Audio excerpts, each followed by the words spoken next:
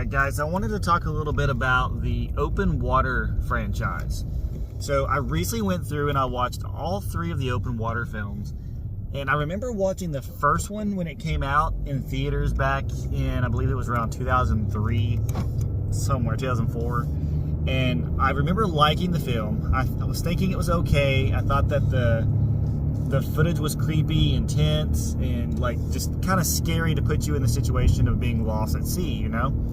And I went back and watched it again, and I still enjoyed the movie, but I didn't remember the quality of the film being so low.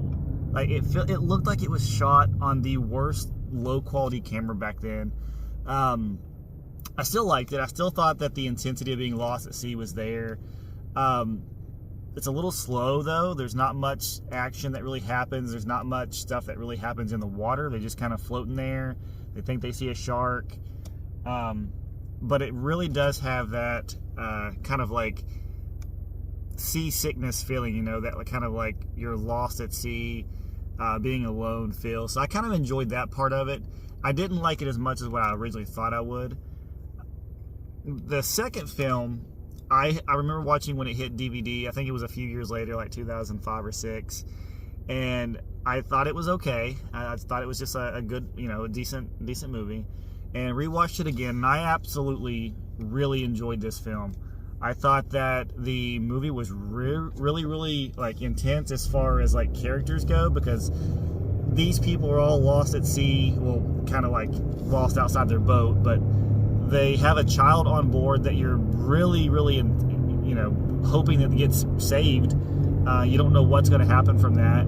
But yeah, these characters make really stupid decisions, and I was telling people the other day when I was talking about it that I know some really smart people who's made some really dumb decisions. So like it really does work, because these people are in these situations, they're panicking, they don't know what to do, and they would make decisions like this. And I thought the movie was really well done. I thought it was really offsetting with the scares. Like there was no sharks in it, but that really isn't always the situation whenever you're lost at sea. There's other things that does happen, and I thought it was really good. Then I watched part 3, and I think part 3 was actually originally made as just a regular like shark movie. It was called Cage Dive, and they decided to throw the Open Water title on it, just I guess to make it more profitable. I'm sure.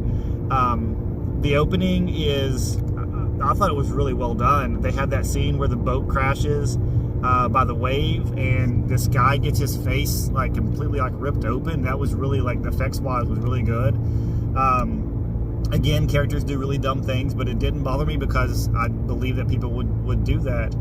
Now the tent, there's a tent scene in the movie too, where they find like this raft that has a tent on it, and one of the characters does something really stupid, and I don't think that that would actually happen in the real life. I think that's one of the worst ones there, but I still really enjoyed it.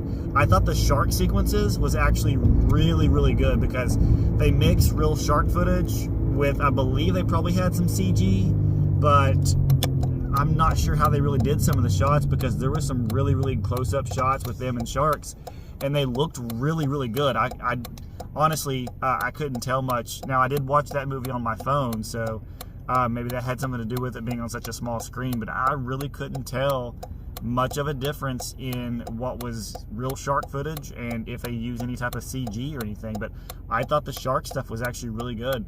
I enjoyed the movie, and I thought that it was way better than the first film. I still liked part 2 the best.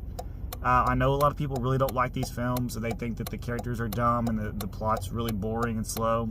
But I thoroughly enjoyed at least 2 and 3. The first one is just okay still. Not as memorable as I thought it was, but still okay.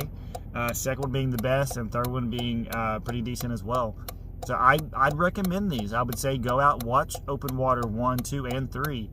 I watched them back to back within a couple of days, and I thought that kind of helped.